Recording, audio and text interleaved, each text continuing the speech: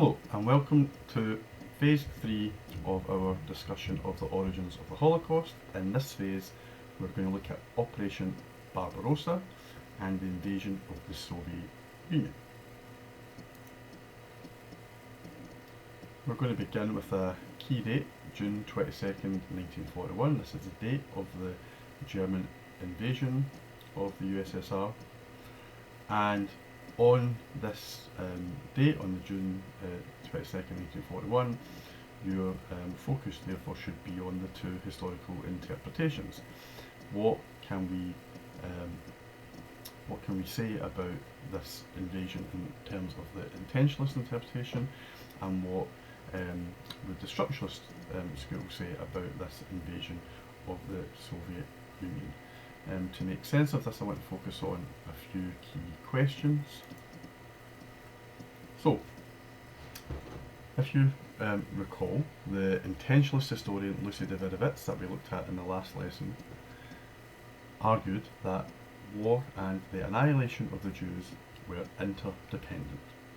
Now, if that was the case, some structuralist historians might question that claim by saying, why were the Jews not exterminated with the first war, the war in Poland? Why were 3 million Polish Jews not murdered by the Nazis between 1939 and 1941?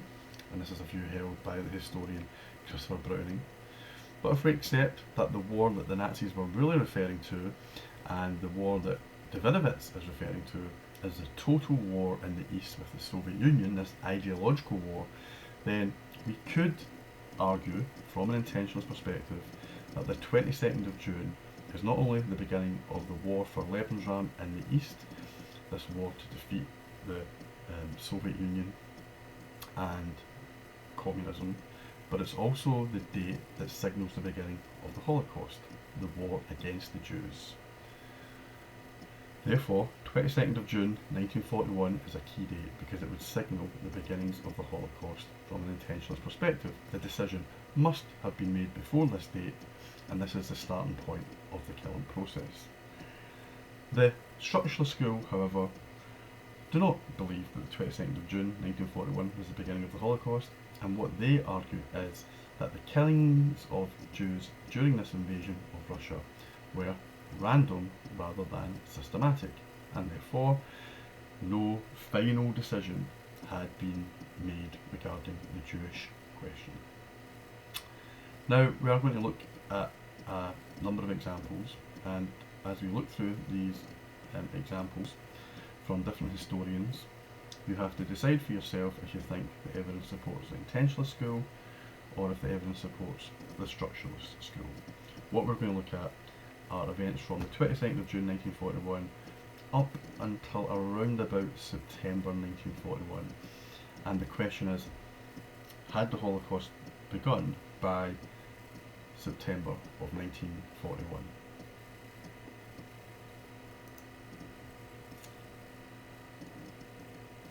Okay, the first piece of evidence we're going to look at comes from historian Martin Gilbert from his book Never Again. Now this bit of information here is only on this SWAY presentation. You can't find it in the documents booklet, and you won't find it online in my site, so this is the only place that you will find it. Now I want to come down to this section here. 22nd of June 1941, Brest, which I will show you this town or city on the next map that we look at, but this is right on the border between what was then the extended German Reich and what was the Soviet Union, but ultimately this was a Polish town. Now, on the date of this invasion, the Russian commander of the town of Brest was on holiday, and he was replaced by a Jewish officer, Yefim Fomin, and this Jewish Russian commissar was to some extent destined to be killed because of his racial background, but also because that he was a communist and a leader within Brest. Therefore his fate was pretty much assured. that information doesn't really tell us much that would support the intentionalist or structuralist school. It's the stories that then follow that you have to then try and use to make sense of events. Gilbert then tells us that the fate of the Jews of Brest was like that of the Jews of every town in the area of the German advance. So there's a pattern here, according to Gilbert, on this border between Germany and the Soviet Union. And Gilbert tells us that in the first few days individual Jews were shot at random, and that might not suggest systematic plans to kill the Jews. It then says in the first week of July 200 Jewish men were seized on the streets. Now if we then scroll down, right, these men were tortured, refused water, refused medical treatment, and then they were shot. So we get within a couple of weeks a bit more of a system in place. Then, a couple of weeks on from the invasion, the first, what we call large-scale action begins. 6,000, and this is important, mostly professional class groups within Brest are rounded up, and they're seized and they're taken to an area outside of the town where pits had been dug and where they were lined up along these pits and then murdered by the Nazis and the group that we refer to as the Einsatzgruppen are responsible for these killings. If you look at who are killed, some of the names are mentioned here. Their occupations are mentioned: physicians, neurologists, economists, engineers. These are the class of Jews within the town of Brest who were potential leaders of the community, and they were liquidated. Now, you might think that this systematic killing would then spread to other sections of the Jewish population of the town, but it doesn't. In the autumn of 1941, a ghetto was established for the remaining 20,000 Jews of Brest. They weren't killed in the ghetto at this point, they remained in the ghetto. Not that dissimilar to how Jews were being treated in Poland in the ghettos that we looked at there in your questions that you did for phase 2. It then says, Gilbert argues, or states, or points out, that almost all of them, all 20,000, were then deported by train in October and November 1942 to a mass execution site at a place called Bronagora, 75 miles away from the town of Brest. The question therefore is, why were these 20,000 Jews not liquidated in the summer of 1941? Why were they given close to an 18-month stay of execution? Does that suggest that the Nazis did not have a clear plan? Does that suggest that there was no system in place? You have to make your own minds up about the events in Brest in 1941. Here, just to give you an idea as to where we are talking about on the map, we get information about the Einsatzgruppen massacres, right? The Einsatzgruppen are these mobile killing units that would sweep in behind the German army and would start the process of liquidating the professional classes of Jews within what is now the Soviet Union. Here is Brest on the border, and this is, like many places in this area, the location of some of the first rounding up of Jews and the first murders that we've just spoken about. Another one that we're going to look at is a place called Bialystok, to see if the evidence there ties in with the evidence at Brest. When you watch the documentary that I'm going to suggest you do at the end of this lesson, you can find out more information about Einsatzgruppen A, B, C and D. And when you watch the documentary, you can also decide if you think that these groups who spread from as far north as Tallinn right down to Odessa, A, B, C and D, you can decide for yourself if it appears that they have clear instructions from the SS leadership to exterminate the Jews, or whether or not they are acting in a more random manner. Okay, let's look at another secondary source piece of evidence that might support one of these two particular schools. Here we're going to look at the work of the historian Jürgen Matthias, whose work can be found in the writings of Christopher Browning, a historian, that you do have a little bit of information on my city, in the form of an interview that I would recommend that you read in the Phase 3 section. Now, Matthias's work is actually on page 55 of the documents booklet. However, just to complicate things, it is not in the documents booklet that you physically have in front of you. It is in the documents booklet that can be found on my city. So you're going to have to go to this page because there's very important information contained within it. At the moment, I'm going to read through some of this information. Now, before I get to the page itself, I just want to give you a little quote here from Jürgen Matthias, where he states, in June 1941, so that's at the beginning of the invasion of the Soviet Union, a solution to the Jewish question was still envisioned by the German leadership in terms of forced resettlement that, though inherently destructive, did not amount to the systematic murder of all Jewish men, women and children. So Matthias, clearly a structuralist and historian, does not believe that any decision had been made in at the outset of Operation Barbarossa.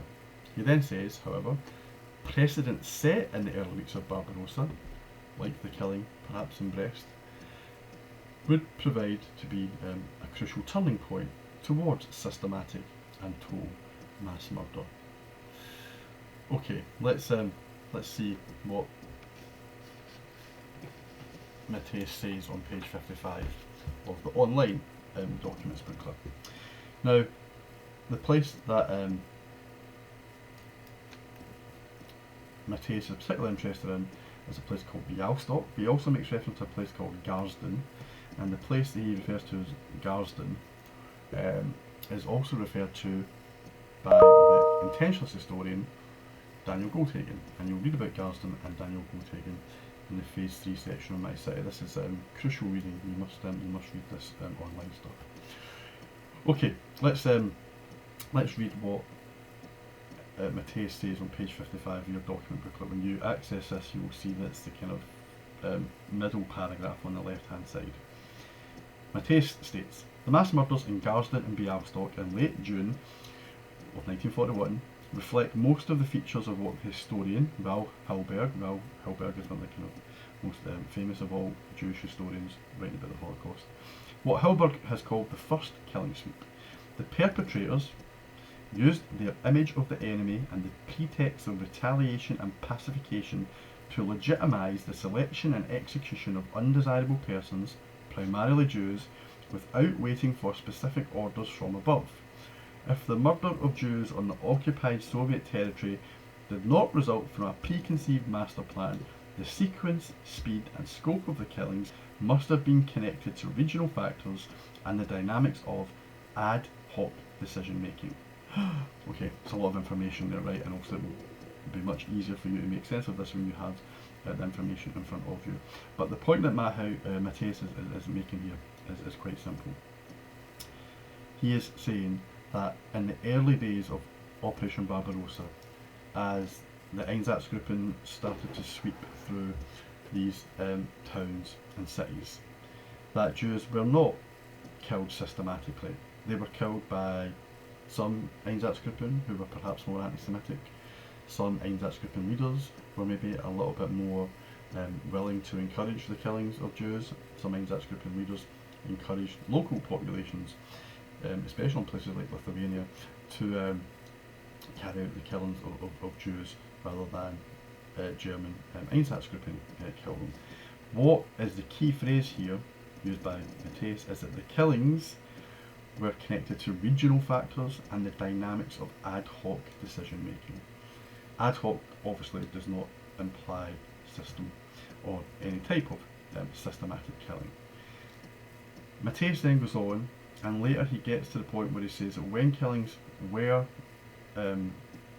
happening, that the superiors, so the heads of the Einsatzgruppen, did not necessarily issue orders, but instead they gave X post facto legitimisation. The historian Christopher Browning, who we'll look at in a second, would argue therefore that it is not decisions coming from above, but like Matthias, it's decisions coming from below, i.e. from ordinary soldiers who are making decisions in the process of this invasion. It is they who are committing the killings and are then given ex post facto legitimisation for what they have done. Now, just to kind of highlight the kind of chaotic nature of the killing process during this period, we should focus on an example that's still given on the same page, page 55, but on the right hand side. This is the 257 page of Browning, where Matthias's work can be found. And on the right hand side there are two examples given, and they are given in the area of Bialystok once again. We are now looking at early July 1941, and in Bialystok in early July 1941 there were two police battalions, which are two sections of the Einsatzgruppen. One was Battalion 322 and one was Battalion 309. Now, if you were of the view, if you supported the intentionist argument that 22nd of June 1941 was the beginning of the killing process, that war and annihilation of the Jews were interdependent, you would think that Police Battalion 322 and 309, having been given orders, would have acted and behaved in a very similar way. However, that is not the case. In Bialystok, Battalion 322 looted the Jewish quarter, took out truckloads of food and other supplies, but did not massacre the Jews. Police Battalion 309, days earlier, had come into Bialystok, had carried out some killings in a much more kind of much more ruthless way. So you've got two sections, if you like, of the Einsatzgruppen behaving differently, and the question is why. It would suggest that there is no clear order coming from above. And if there is no clear order coming from above, some of the killings from these different police battalions must be therefore down to the actions of what the historian Christopher Browning calls ordinary men. In this book about Police Battalion 101, this is not the police battalions that we just referred to, Browning does make a convincing case that there is so much chaos on the Eastern Front, so much random killings and discrepancies between different police battalions, that it's hard to know if a decision has been made, and he actually argues that no decision has been made. And when killings do occur, they are sometimes done by ordinary men without necessarily orders being given. That would suggest that perhaps Hitler himself is not central to the initial killing process. It's not to say that Hitler didn't welcome it, of course he would. We know that Hitler would happily see Jews be killed, but Hitler's focus might actually be on the war more so than on the Jewish question. Therefore, the argument of Matthias and Browning definitely support the structuralist interpretation. Does this tie in with the views of Gilbert that we examined in Brest? Possibly, because once again there does not appear to be a clear system in place leading to the extermination of all Jews, with some not being killed and placed in ghettos. Okay, I just very quickly want to turn back to phase 2. The questions that you answered for phase 2 possibly had a little bit more information or evidence that could have possibly supported the intentional school. But now, with this focus of 1941 and what we've looked at just in the last moments, the evidence appears to turn towards the structuralist school. But that is only because we have just examined structuralist historians. Let's look at what intentionalist historians would say. And to do this, we're going to look at the work of Saul Friedlander. And Friedlander's work is also found in your documents booklet. It can be found on pages 72 to 74. Some of this stuff is actually quite difficult to read. We are now turning our attention, it tells you in the bottom of page 72, right hand corner, in early August 1941, we're turning our attention to the small town of Bielka Zerkov, which is in the south of Kiev, right? So we're talking about the Ukrainian part of the Soviet Union. And what we're going to look at here is whether or not we can assert that the Holocaust was underway by August of 1941 based on the evidence that Friedlander informs us of. Now some of this is quite complicated, and there's lots of different names mentioned and lots of different Nazi kind of organisations, so to kind of keep things simple, we'll just stick to the key points. So if you then flick to page 73, I will fill in the gaps. In August of 1941, at the top left hand corner of page 73, the Einsatzgruppen C come into Bielka Zerkov and they kill 8 to 900 local Jews. That would suggest that there is a systematic process in place in August of 1941. Although we should bear in mind the structuralist interpretations we've just looked at that might challenge that idea.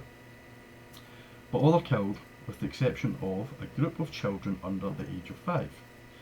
These children were abandoned without food or water in a building on the outskirts of the town near the army barracks. On August 19th, many were taken away in 3 trucks and shot at a nearby rifle range. But 90 of these children, many of them very young children, were not killed and remained in this building. Then we are told by Friedlander that the screams of these 90 children became so unbearable that the soldiers called in 2 field chaplains, a Protestant and a Catholic, to take some remedial action to basically see how the children were. The chaplains found that the children were half naked, covered with flies, and lying in their own excrement. Some of the older ones were eating mortar off the walls. The infants in the room were mostly comatose. These chaplains then informed a member of the army, Lieutenant Colonel Helmut Grosskopf. We should therefore be aware that the army are also in these towns, as are the Einsatzgruppen, but often the army's focus was moving on to the next location of invasion. The Einsatzgruppen would come in and basically liquidate local leaders, and as we see, the Jews as well. Now, why this is relevant to the intentional school takes a little bit of detailed reading. Grosskopf basically is not that keen on killing these 90 kids. The army are responsible for the Holocaust. We should always remember that. They are not completely separate from what is going on, right? And they are aware of the killings, and many army members report about the brutality of the killings that they are witnessing. They don't do anything to stop it. The problem that Grosskopf has is that he is trying to deal with Einsatzgruppen men, who are SS. So this is really the army and the SS trying to work out what should happen to these 90 kids who are to some extent already half dead in this hut. On the right hand side of page 73, the 217 page, Grosskopf, who wrote a report about what was going on, stated that Colonel Riedel then attempted to draw the discussion into the ideological domain. So you've got all these Nazis, SS men, army guys discussing whether or not they should kill 90 Jewish toddlers. And Riedel says, the question of what should happen to these kids should be focused on by a discussion of ideology. And Riedel says the elimination of the Jewish women and children is an urgent necessity because this is basically an ideological necessity. If it was an ideological decision, which Grosskopf was obviously not party to, if it was an ideological decision, this would suggest perhaps that the SS had already been given orders to carry out the extermination of the Jews. When it gets to the point where Jewish children are being murdered, it's quite difficult to say that the Holocaust has not begun. Why at this point in August 1941 would the future and fate of Jews back in Poland be any better? if you see Jews being killed of all ages on the Russian front, then surely it's only a matter of time before the Nazis go back and address the Jewish question in Poland. So Friedlander would argue that the decision to exterminate the Jews, in fact you can read on further in this section, Friedlander would argue that the decision to kill the Jews had already been made, maybe in April of 1941.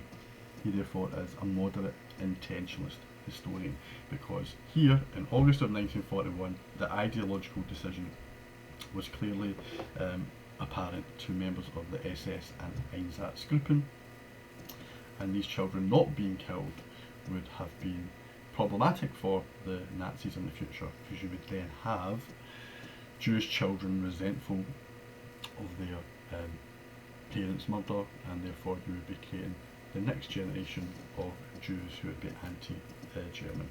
This particular story that Friedlander tells quite often ends in a rather depressing but I guess fairly common way.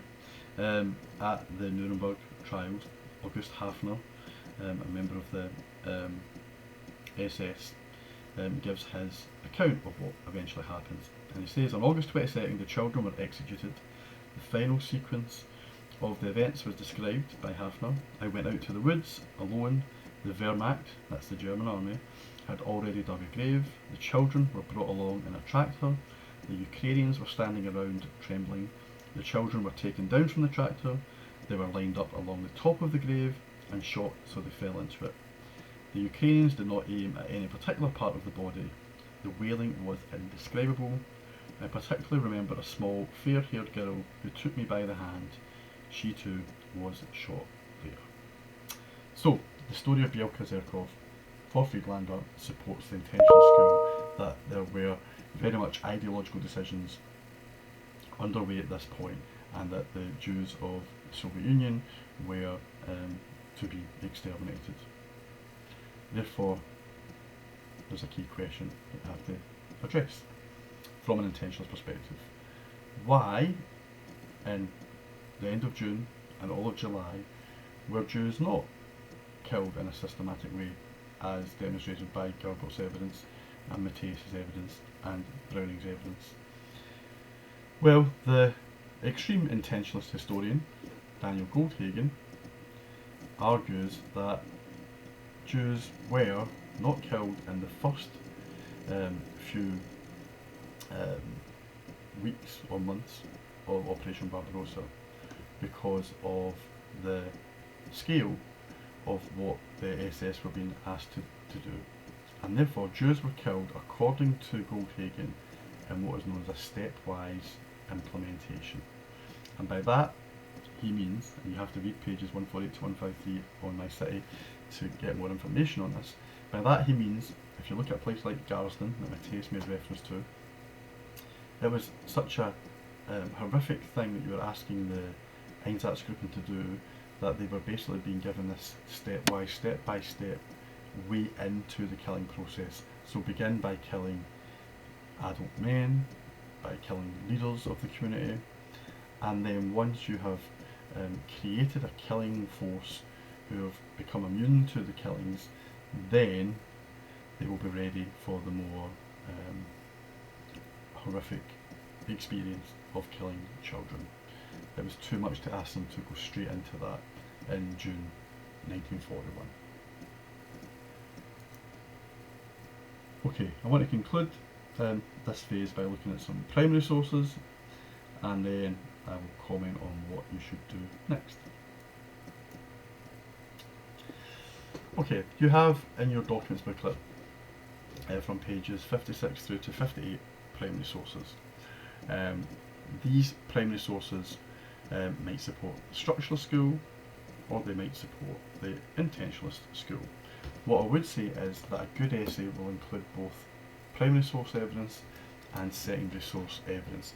You should look to include one or two or more of these sources within your essay. Now, source 824 is a source by a ghetto manager in Poland by the name of Hopner, who writes a letter to Eichmann. Hopner, in July of 1941, does not appear to be aware that a decision has been made to exterminate the Jews, hence why he asks questions about what he should do with his Jews in his ghetto. Does that therefore support the structuralist school? How would intentionalists respond to Hopner's questions directed at Eichmann, who was one of the architects of the Holocaust? Source 825 is a communication between Göring and Heydrich. This communication should be read alongside the evidence or argument put forward by Christopher Browning in the interview that you can find on Phase 3 in the NICITY online book.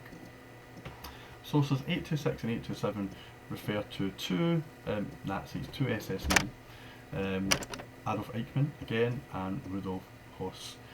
Eichmann, one of the key instigators in terms of organising and planning the Holocaust, gives evidence at his trial that he was only following orders, and the orders that he was receiving were from Hitler. That might support the intentional school, although should we completely trust Eichmann at this point when he's trying to save his own skin? And source 4, or question 4 from source 827 from Rudolf Höss. Höss also states that Hitler had given him orders to exterminate the Jews of Europe at Auschwitz. Höss was the commandant of Auschwitz. He was responsible for 1 million or so deaths, I guess, and it might make sense for him to blame someone else and to say that he was only following orders. Would that therefore support the intentional school?